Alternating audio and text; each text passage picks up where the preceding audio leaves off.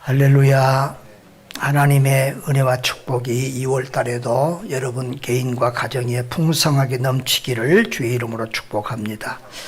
교회마다 그 해의 표가 있습니다. 특별히 우리 교회는 다른 교회하고 좀 달리 우리 교회에 영원한 표가 있습니다. 그게 뭐죠? 주님이 원하시는 참된 교회, 우리의 영원한 표입니다. 매해 이렇게 주보에 보면 다 크게 있어요. 그리고 이제 올해의 표가 있어요. 뭐죠? 살리는 교회, 살리는 성도입니다. 우리가 살리는 교회가 돼야지 죽이는 교회 되면 안 되죠. 살리는 성도가 돼야 될 줄 믿습니다. 그런데 교단과 총회에도 이렇게 그 해에 표가 있습니다. 우리 고신교단의 우리 총회장은 우리 교회에도 한 두세 번 왔던 우리 동기 최성은 목사님이 총회장이신데, 그 작년에 총회장 되면서 함께 지어져 가는 교회, 상생하는 교회라고 또 다른 말로 표현할 수도 있는데, 함께 지어져 가는 교회라는 표를 정했습니다. 그래서 노예도 노예할 때마다 1년 동안은 이 표를 가지고 하고, 그리고 어떤 교회는 또 심지어 자기 교회 올해 표도, 우리 허택 목사님 교회도 보니까 교회 표까지도 이 같은 표로 해서 함께 지어져 가는 교회를 표로 이렇게 하고 있는 것을 보았습니다. 지난번에 제가 서로 사랑, 서로 섬김이라는 제목으로 설교를 해서 한 번 더 이 서로 사랑과 섬김에 대한 설교를 하기를 원하는 마음이 있었고, 또 지난번에 우리 가족 찬양대회를 하는데 희한하게도 몇 가정 안 되는데 두 가정이 함께 지어져가는 교회, 지어져가네라는 찬양을 하는 것을 보고, 우리 성도들이 이 내용을 많이 알고 있구나. 그리고 그 찬양이 딱 이 말씀의 내용을 요약하고 있어서 아주 이 찬양을 자주 불렀으면 좋겠다, 이런 생각을 했습니다. 함께 지어져가네 우리 한번 찬양할 수 있죠? 성립생 가능하죠? 제가 조금 익숙하지 않아서. 자, 한번 같이 한번 해보겠습니다. 가사를 잘 생각하십시오.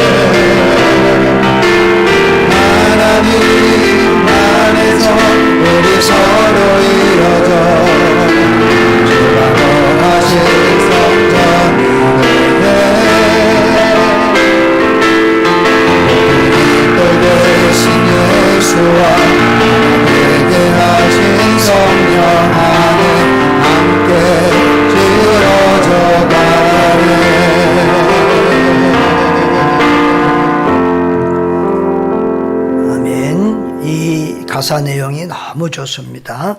오늘 또 전할 말씀과도 함께 잘 어울리고 있는데요.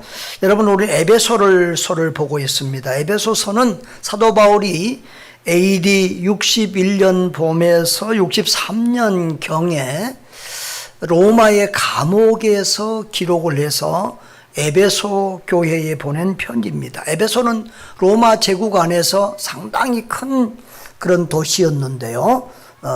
아시아 지역의 가장 핵심적인 도시였습니다. 지금의 튀르키예의 서해 해안에 있는 곳인데, 항구 도시이면서 또 이렇게 육상의 무역로가 교차하는 교통의 중심지 역할을 했고요. 또 상업의 중심지 역할을 했던 곳입니다.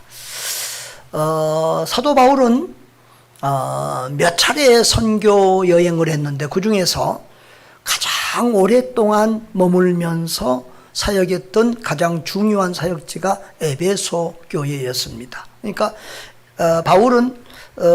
바울이 세운 모든 교회 중에서 에베소가 가장 핵심 교회고 가장 큰 교회고 또 가장 힘 있는 교회였다. 그래서 그 주변에 보면 많은 지교회들이 생겨서 에베소 교회는 마치 어머니 교회와 같은 교회였습니다.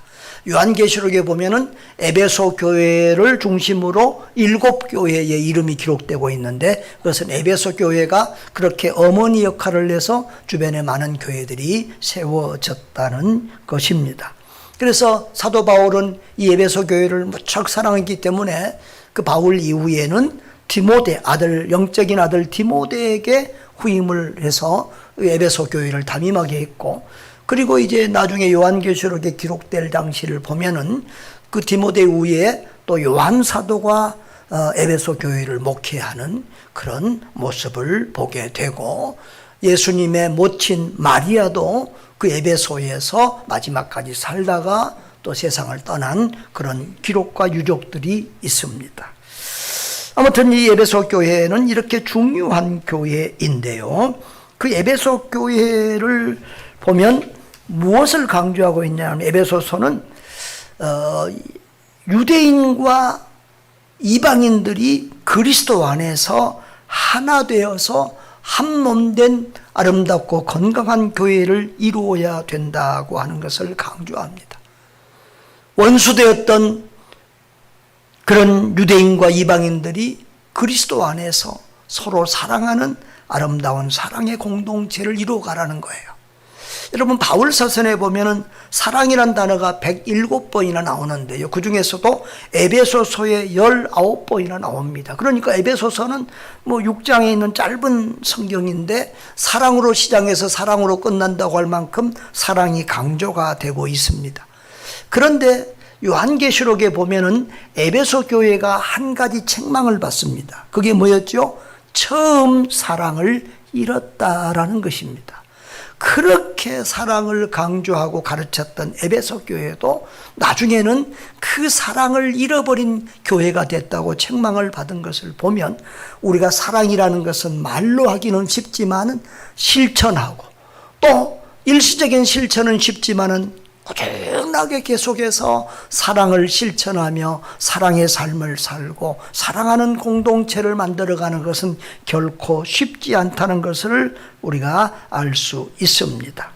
다시 에베소 교회로 돌아가면 에베소서는 그리스도 안에 있는 풍성한 은혜와 복을 강조합니다.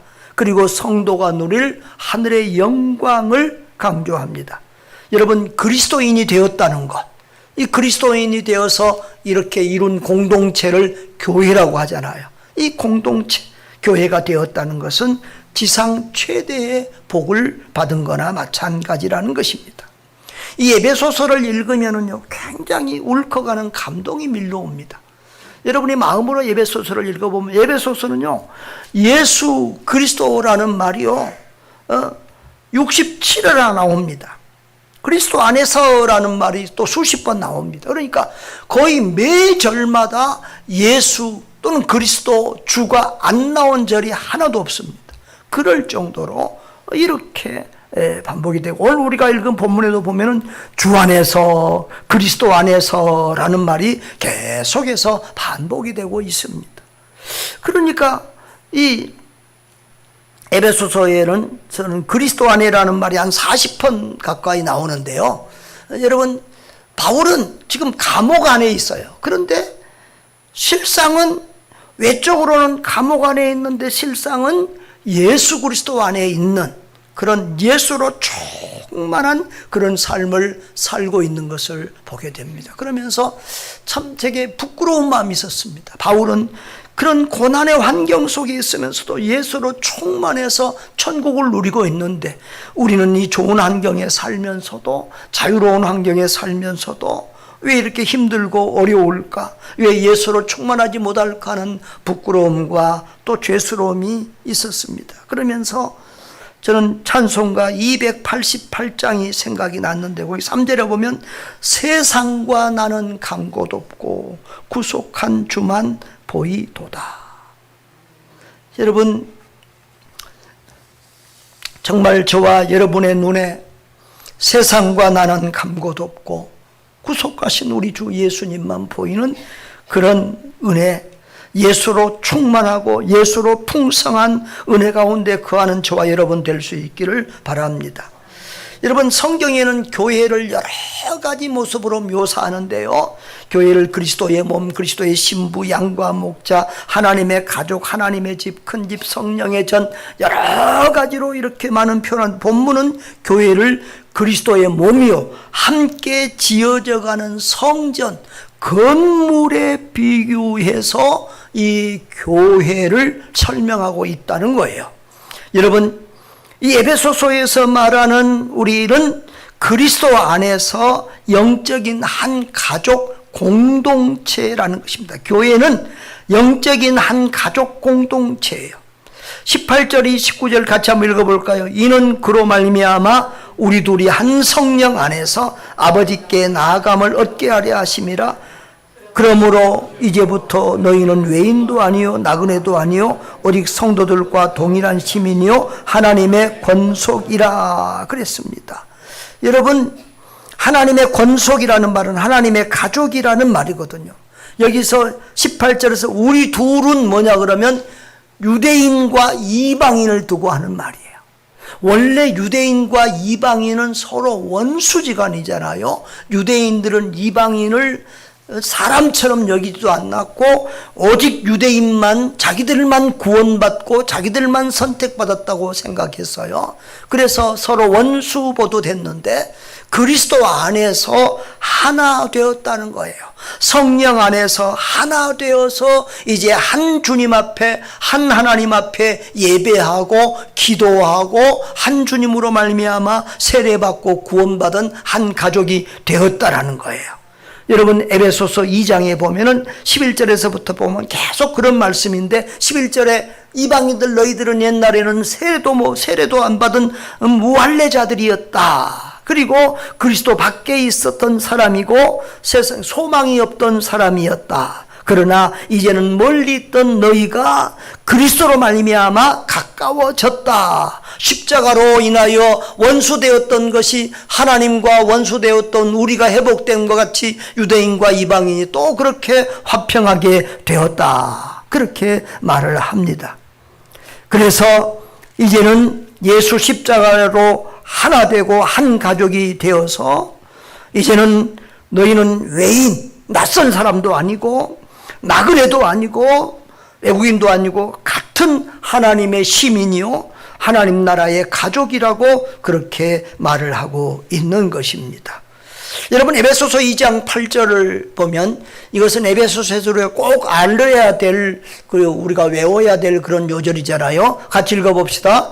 너희는 그 은혜에 의하여 믿음으로 말미암아 구원을 받았으니 이것이 너희에게서 난 것이 아니요 하나님의 선물이라 라고 했습니다. 여러분, 유대인이라고 무조건 구원받는 것이 아니고 세례받았다고 무조건 구원받는 것을, 교회에서 직분받았다고 무조건 구원받는 것이 아니고 율법을 지켰다고 구원받는 것이 아니고 우리가 하나님의 은혜를 주심으로 말미암아 우리에게 예수가 믿어지는 믿음이 생긴다는 거예요.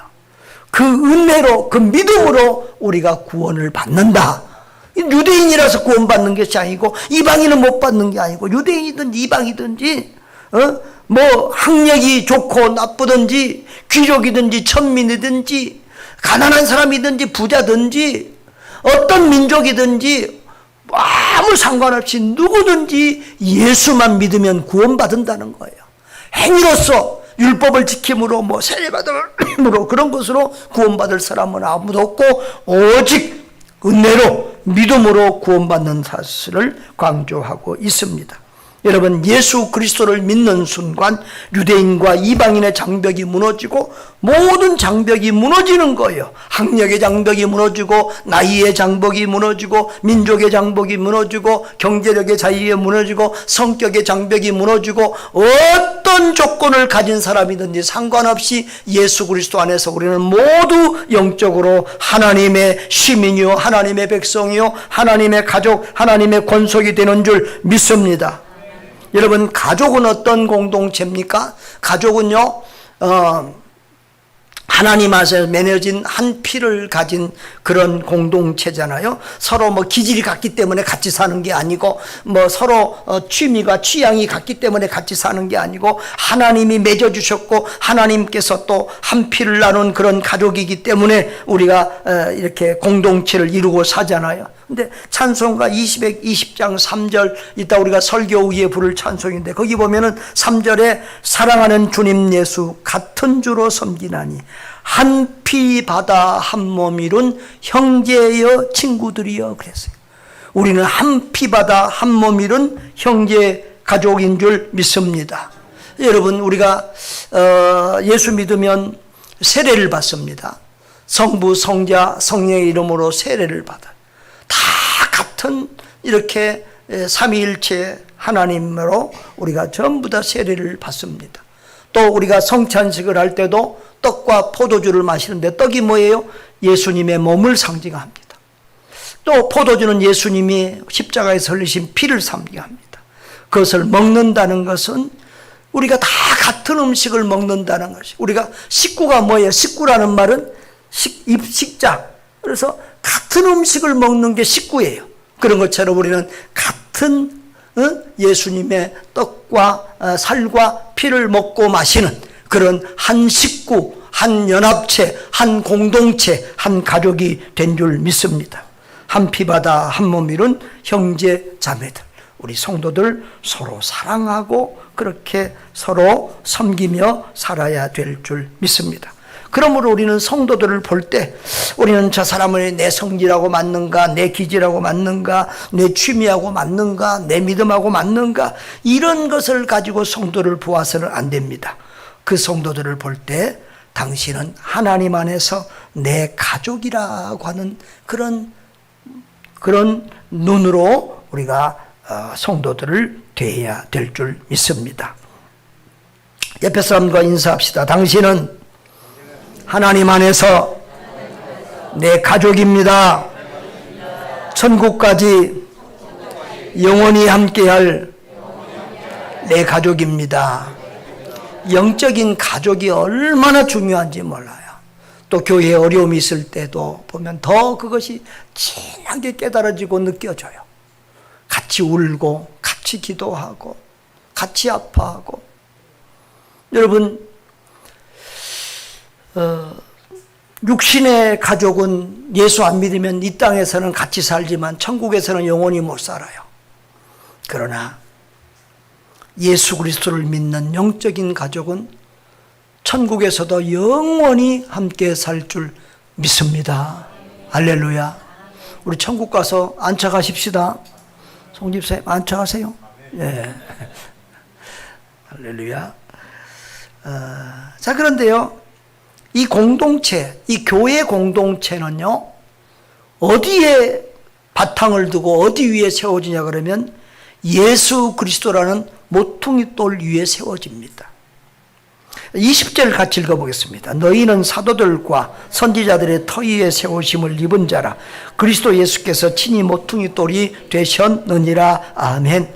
여러분, 이 고대 건축에 있어서 모퉁이 돌은요, 가장 중요한 이게 돌입니다. 모퉁이 돌에 따라서 그 건물이 바로 세워지고 또 무너지고 모든 게 달려 있어요. 요즘은 이제 우리가 이 모퉁이 돌을 중요시하지 않고 우리가 정초석 이렇게도 쓰잖아요. 그래서 건물이 완공된 다음에 뭐 이거 언제부터 언제까지 지었다 이런 것들은 기록해 놓은 그런 장식용에 가깝지만, 지금과 같은 건축술이 아니었던 옛날에는 이 모퉁이 돌은 건물에 있어서 절대적이었어요. 첫째로는 기준 역할을 했어요. 기준. 방향과 수평을 결정해요. 그러니까 옛날에는 이런 자나 이런 것들이 도량형이 잘 안 되니까 이 네모난 이런 큰 돌을 이렇게 건물 이렇게 귀퉁이에다가 탁 바닥에 놓는 거예요. 그래서 이 줄로 반드시 맞춰서 이 벽돌과 돌을 쌓아서 건물을 지어야 되고요. 이쪽도 이쪽으로 반드시 맞춰서 이게 기준 역할을 해요. 높이도 마찬가지. 이 높이로 반드시 쌓지 않으면 이제 나중에 삐뚤어지고 무너지는 거예요. 그래서 이 모퉁이 돌은 절대적으로 중요한 기준이 되었다는 거예요. 여러분, 교회도 마찬가지예요. 교회의 기준이 사람에게 있지 않아요. 목사가 기준이 아니에요. 장로가 기준이 아니에요. 여러분, 교회의 기준은 예수 그리스도예요. 완벽한 사람은 아무도 없어요. 여러분, 사람 보고 교회 다니고 그러면 사람에게 실망하고 넘어질 일이 반드시 생겨요. 예수님만 바라보시기를 바랍니다.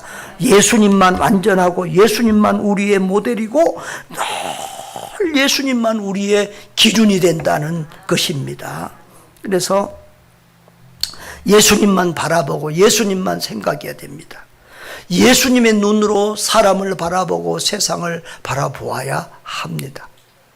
여러분, 우리는 늘 예수 안경을 쓰고 살아야 돼요. 파란 안경 쓰면 다 파랗게 보이잖아요. 예수 안경을 쓰면 다 한 사람 한 사람이 귀해 보이고, 그러니까 사람을 대하는 태도를 보면 그 사람의 신앙을 알 수 있어요. 사람이 하나님의 형상으로 지음을 받았고 예수 그리스도의 십자가의 보혈로 구원받은 그런 존귀한 인간이라는, 한 영혼이 천하보다 귀하다는 것을 알면 절대 사람을 함부로 대하고 무시할 수가 없어요. 그러니까 사람을 대하는 태도가 그 사람이 어떻게 보면 하나님을 대하는 태도예요.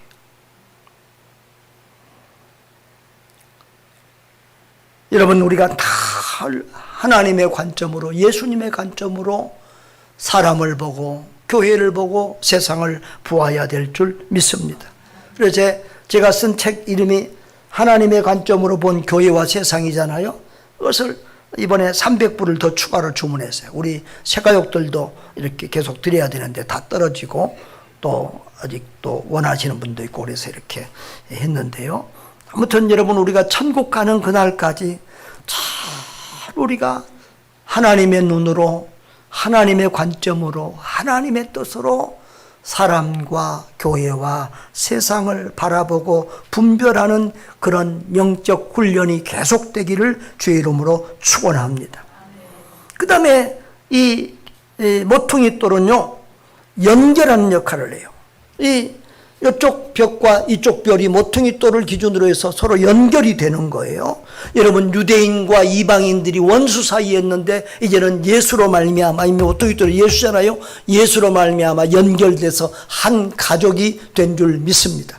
우리는 다 남남이고 서로 아무 관계도 없는 사람들인데 예수로 말미암아 연결돼서 우리가 한 교회 안에서 한 가족으로 살아가는 줄 믿습니다. 자, 이것은 이따가 나중에 또 나오니까 한 번 더 다루도록 하고요. 그 다음에 이 모퉁이 돌은 지탱하는 역할을 합니다. 전체 무게를 지탱합니다. 이 모퉁이 돌은요, 어떻게 보면 반석입니다. 반석. 가장 큰 돌, 든든한 돌을 놓아서 이렇게 기준도 되지만 위에 있는 모든 것을 이 모퉁이 돌이 탁 받칩니다. 그러니까 이게 기초가 든든히 안 되면, 흔들리면은 집이 무너지는 거예요. 여러분, 기초가 든든하지 않으면 집이 무너지잖아요. 마태복음 7장에 보면은 반석 위에 지은 집이 있고 모래 위에 지은 집이 있어요. 모래 위에 지은 집은 바람이 불고 홍수가 나고 풍파가 일어나면 무너져요. 그런데 반석 위에 지은 집은 무너지지 않는다. 어떤 풍랑이 일어도 홍수가 일어도 무너지지 않는다라고 했습니다. 우리 신앙이 마찬가지입니다. 사람이나 환경이나 문제나 또 뭐 예수님 어떻게 복 받으려고 나오고 이런 목적을 가지고 우리 신앙생활을 하면은 그 신앙은 반드시 흔들리거나 시험에 들거나 무너집니다. 그러나 예수 반석 위에 우리 믿음의 집을 지으면은 그 집은 흔들리지 않게 되는 줄 믿습니다. 오직 예수 반석 위에, 예수 믿음 위에 굳건한 집을 세우시기를 바랍니다. 예수님이 우리의 힘이요, 예수님이 우리의 모든 인생의 무거운 짐을 지탱해주는 반석입니다. 우리가 인생을 살아갈 때, 일을 할 때에 힘들고 어렵고 정말 무너지고 싶을 때가 있잖아요. 무너질 때가 있잖아요. 저도 목회를 하면서 참 힘들 때가 있어요. 힘들 때가 있어요. 그때마다 주께서 제게 그 어려울 때 주셨던 그런 말씀, 그런 깨달음. 네 교회냐? 내 교회지. 네가 목회하냐? 내가 목회하지. 네가 성도를 더 사랑하냐? 내가 더 사랑하지. 했던 그 주님의 음성, 그 깨달음을 생각하면서 다시 또 힘을 얻고 위로를 얻고 서곤 합니다. 여러분, 우리의 구원도, 우리의 삶도, 우리의 교회도 모두 예수님 안에서만 소망 있는 줄 믿습니다. 그 모든 것이 예수 반석 위에 건축되어야만 우리가 안전하게 된다는 사실을 꼭 기억하시기를 바랍니다. 여러분, 모퉁이 돌은 이렇게 중요한 것입니다. 또 이 모퉁이 돌에 대한 그 중요성을 강조하는 이야기가 성경에 나오는데요. 성경에서는 모퉁이 돌을 예수님으로 이렇게 묘사되는 경우가 많습니다. 시편 118편 22절에 보면은 건축자가 버린 돌이 진모퉁이의 머릿돌이 되었나니라고 해서 이것은 예수님에 대한 예언의 말씀입니다. 버린 돌, 모퉁이의 머릿돌, 모퉁이의 머릿돌이 이제 모퉁이 돌이거든요. 자, 그것을 예수님이 마태복음 21장 42절에서 시편 말씀을 인용하면서 이렇게 말씀합니다. 다 같이 읽어봅시다. 예수께서 이르시되 너희가 성경에 건축자들이 버린 돌이 모퉁이의 머릿돌이 되었나니 이것이 주로 말미암아 된 것이요 우리 눈에 기이하다 이렇게 기록이 되어 있습니다. 여러분, 예수님은 인간의 눈으로 볼 때는 쓸모없는 돌이라고 생각될 때가 많습니다. 불신자들이 볼 때는 예수는 쓸모없는 돌이에요. 오히려 거치는 돌이에요. 힘들게 하는 돌이에요. 아니, 예수 믿는 자기들만 예수 믿고 천국 가면 되지, 왜 예수 안 믿으면 지옥 간다고 해서 이렇게 찜찜하게 기분 나쁘게 만들어? 그래서 지금 이게 평등 운동하는, 성평등과 이런 평등 운동하는 사람들은 교회에서 그런 말 하지 말아요.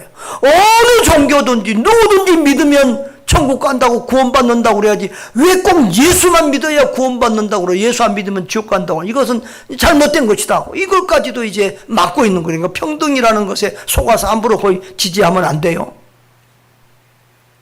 남녀 구별이 정고 하나님은 사람을 남자 여자로 분명히 구별해 놨고 또 성경에 분명히 하나님께서 그렇게 말씀해 주셨기 때문에 우리는 그렇게 말하지 않을 수가 없어요.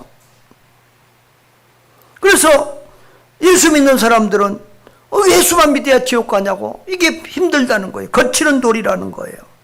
예수님 당시의 종교 지도자들도 예수님이 자기들의 원하는 기준에 안 맞는 메시아야.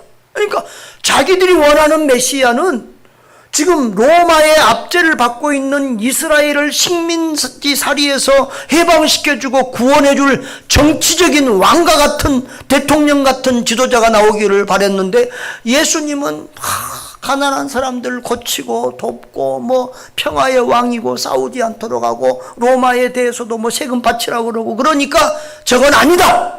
자기들의 생각에서 저것은 잘못된 메시아다, 메시아가 아니다. 그래서 예수님을 십자가에 못 박아서 던져버렸어요. 버린 돌이 됐어요. 예수님 버린 돌이 됐어요. 그러나 하나님은 그 예수님을 다시 부활케 하시고 그 예수로 말미암아 온 세상의 구주가 되게 하셨습니다. 그래서 온 세상을 구원한 모퉁이의 머릿돌이 되신 줄 믿습니다. 할렐루야. 사랑하는 여러분, 근데 이제 우리는 여기서 지금 성전을 가지고, 성전이 돌 하나하나가 다 이렇게 서로 연결돼서 하나의 집, 성전이 되는 것처럼 이렇게 지어져 간다는 거예요. 2절에 보면은, 자, 2절에 보면, 자, 우리 21절, 22절 한번 같이 읽어보겠습니다. 시작.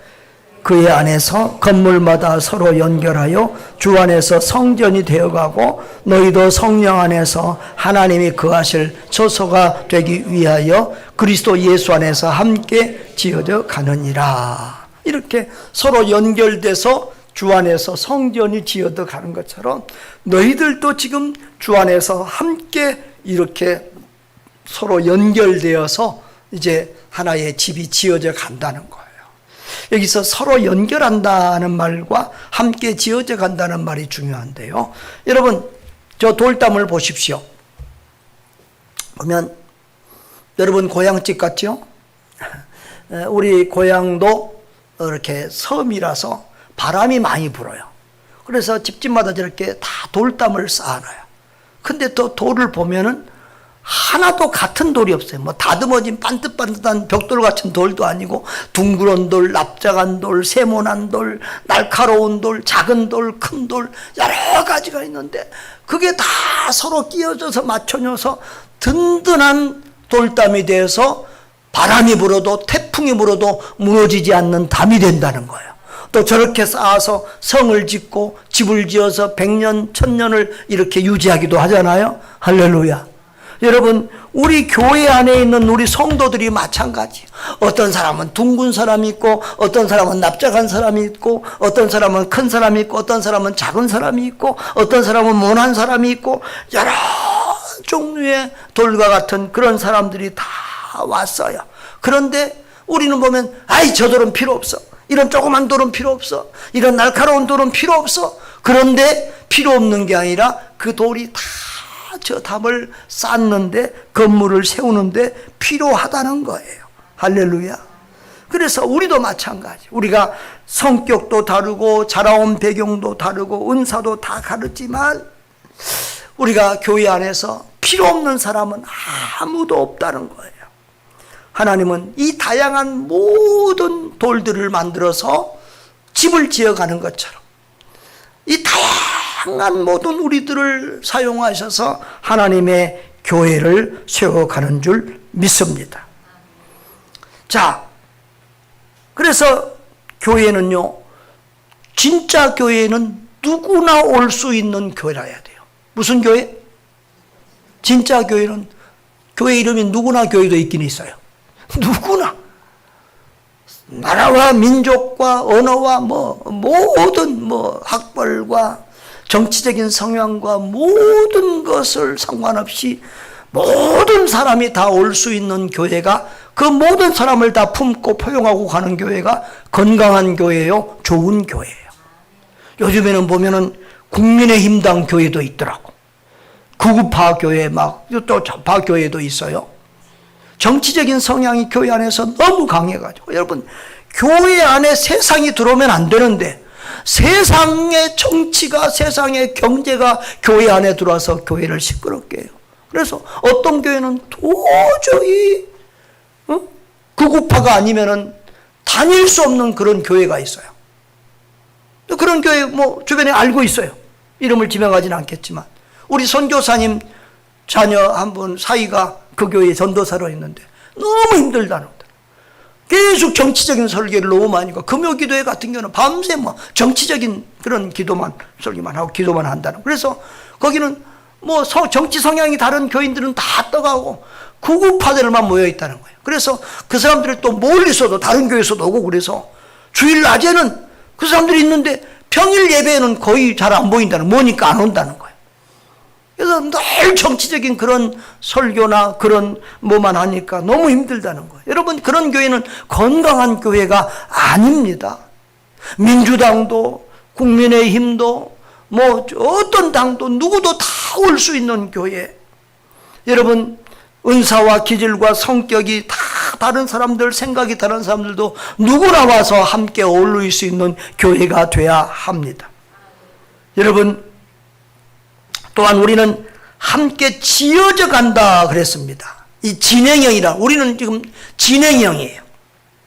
우리는 완성품이 아니라 지금도 공사 중인 건물이에요. 공사 중인 건물. 여러분, 공사 현장을 보면 원래 먼지도 좀 나고 시끄럽고 어수선하잖아요.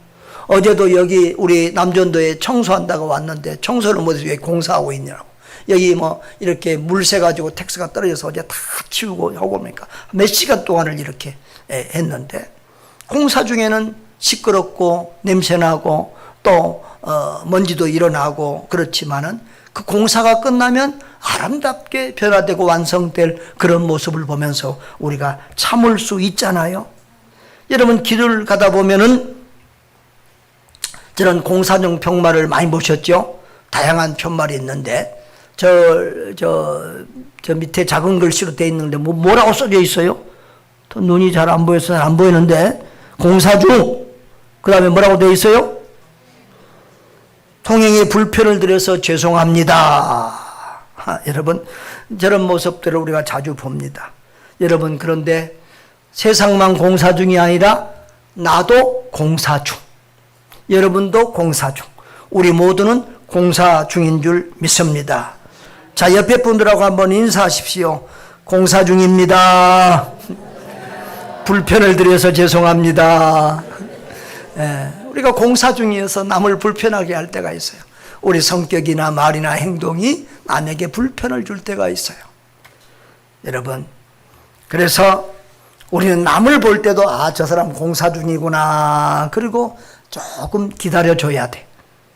어떤 사람은 또 공사 기간이 좀 긴 사람도 있어. 수십 년 공사하는 사람도 있어. 이번에 불가리아를 가보니까 그 식당, 한국 식당 사장인데, 그 식당 이름이 윤식당이더라고. 근데 윤씨 이름을 뺐으면 좋겠더라고. 윤식당인데 너무 맛이 없어. 한국 이미지 다 버려. 근데 그 사장님이 거기 20년 전에 왔는데, 그때 일하던 고속도로가 아직도 일한대. 끝이 안 났어. 몇 킬로밖에 더 안 나갔대. 돈이 없어서. 아무튼 공사 중 수십 년 교회 다녀도 아직도 주일 성수가 안 되고, 아직도 11조가 안 되고, 아직도 기본이 안 된 분들이 있어요. 아직도 공사 중이에요. 어떻게 해야 되겠어요? 우리 교회에서 나가시오 그래야 되겠어요? 기다려줘야 되겠어요? 기다리면서 기도해야 될 줄 믿습니다. 여러분, 또한 남만 아니다. 다 우리도 완전한 사람이 없어. 우리도 다 공사 중이에요.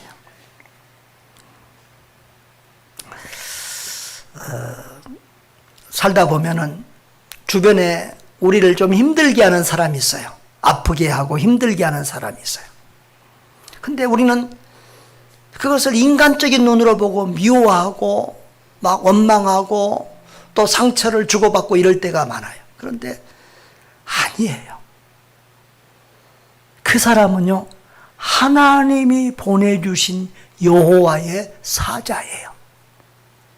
하나님이 나를 다듬으려고, 하나님이 나를 성장시키려고, 하나님이 나의 신앙을 성장시키고 나의 인격을 성장시켜서 예수님 닮아가게 하려고 보내주신 하나님의 사자예요. 여러분, 사무엘의 어머니 한나는요, 누구 때문에 사무엘을 낳게 됐어요? 브닌나가 한나를 괴롭게 해서 그것 때문에 한 맺힌 기도를 교회에 가서 성전에 가서 드려서 사무엘을 낳은 게 아니겠어요? 그래서 역사를 바꾼 위대한 엄마가 됐어요. 여러분, 여러분을 힘들게 하는 사람, 괴롭히는 사람, 어렵게 하는 사람 누구라고요? 하나님이 보내주신 사자라고 그렇게 아시기를 바랍니다. 그러면 여러분에게 유익이 되고 복이 될 겁니다. 상담 공부할 때 제가 들은 말이 잊혀지지 않아요. 다이아몬드는 칼에 상처 입지 않는다. 다이아몬드를 날카로운 칼로 때려보세요. 칼만 무뎌지지 다이아몬드는 아무 상하지 않습니다. 여러분, 우리가 칼 욕하지 말고 내가 다이아몬드가 못된 것을 생각하고 내 자신을 다이아몬드로 이렇게 만들어 가시기를 바랍니다. 또 로봇딸이 세진이 엄마 양정숙 권사님이 이 다니엘 기도회에 나와서 했던 말이 제 마음에 참 남는데요. 말은 하는 사람의 목이 아니라 듣는 사람의 목이다. 그러니까 말하는 사람이 뭐라고 하든지 듣는 사람이 그것을 잘 받아들이고 이해하고 해석하면 오히려 그 말에 상처받는 것이 아니라 그 말이 오히려 더 약이 되어서 더 강한 사람이 되고 더 굳센 사람이 되고 더 성숙한 믿음의 사람이 된다는 거예요. 할렐루야. 우리가 늘 옆에 연약한 지체들을 볼 때 판단하고 비판하는 것이 아니라 이분 아직 공사 중이구나 이렇게 이해하고 기다리면서 기도해 주시기를 바랍니다. 사랑하는 성도 여러분, 하나님은 혼자서 완벽한 100점짜리 그런 신앙인을 원하지 않습니다. 요즘에 신앙생활을 하다 보면은 가난한 교인들이 많죠. 또 어느 교회에 가서도 등록하지 않고 다니는 교인들도 많고, 또 등록해도 소그룹이나 누구 사람들하고 접촉하고 만나지 않으려는 분들이 많습니다. 그러니까 저 산에 가서 혼자서 자연인으로 지내는 것처럼 교회에 와서도 자연인처럼 살려고 하는 분들이 많습니다. 그런데 그렇게 하면 자기 신앙이 망합니다. 요즘은 이제 영상 이렇게 예배 올리는 교회들이 많아서 많은 성도들 중에서 가난한 교인 안 나가, 교회는 안 나가면서 영상 보고 이렇게 하면서 나는 그리스도인이다 하는 분들이 많은데요, 그 영상으로 나가는 것은 환자들이나 이런 특별한 사람들에게 필요한 것이지, 이렇게 지속적으로 그 영상을 보면서 예배 생활하는 것은 정상적인 그리스도인이 아니에요. 하나님이 기뻐하는 그리스도인도 아니고 믿음도 안 자라고 그 영혼이 반드시 망가져요. 우리 교회에도 보면은 그런 사람도 있었어요. 자기 몇 년 동안 교회 안 나고 가난한 교인으로 영상 보고 했는데, 그래도 교회 나와야 되겠다 해서 나왔는데 또 공동체 가서 만나고 뭐 구역에서 뭐 하고 같이 하자 그러니까 당장 교회 안 나와버리는 그런 분들도 있어요. 여러분, 신앙생활은 그렇게 하는 게 아니에요. 우리가 조금 부족하고 모자랄지라도 서로의 손을 잡고 서로 부대끼면서 다듬어지는 거예요. 여러분, 교회가 모난 돌이요, 서로 부대껴지면서 둥글둥글해지는 거예요. 우리 고향에 가면은 아주 좋은 그런 자갈 해변이 있어요. 천연 자연 인정을 받았는지 모르겠어요. 그런데 돌이 다 둥글둥글해요. 왜냐하면 수많은 파도가 밀려오면서 이게 구르면서 서로 부딪히면서 둥그러워지는 거예요. 우리 사람들은 서로 이렇게 부대끼면서 함께 살아가면서 다듬어주고 둥그러지고 예수님 닮아가는 그런 사람들 되는 줄 믿습니다. 주님은 그런 서로 부대끼면서 함께 이렇게 세워져 가는 그런 공동체를 원하십니다. 어떤 경우에도 낙심하지 말고 사랑과 오래 참음으로 더욱 성숙해져 가는 그런 그리스도인들 되시기를 바랍니다. 서로 사랑하고 서로 섬기는 공동체가 됩시다. 우리 함께 하나님의 사랑, 이웃 사랑을 실천하는 건강하고 행복한 공동체를 이루어갈 수 있기를 주님의 이름으로 축원합니다.